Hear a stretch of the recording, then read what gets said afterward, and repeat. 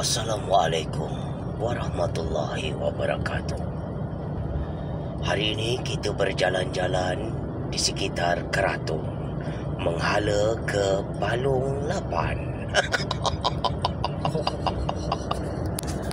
Anda tahu, jalan ini amat misteri.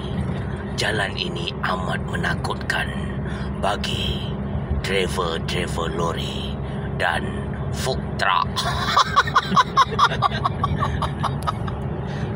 Tapi hari ini kami tidak takut kerana kami berempat.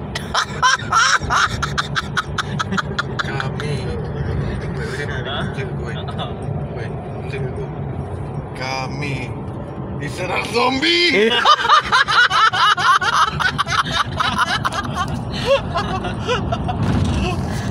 Saudara, kalau kita lihat, jalan ini amat menyeramkan.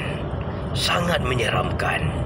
Paling menyeramkan adalah kawan-kawan kami.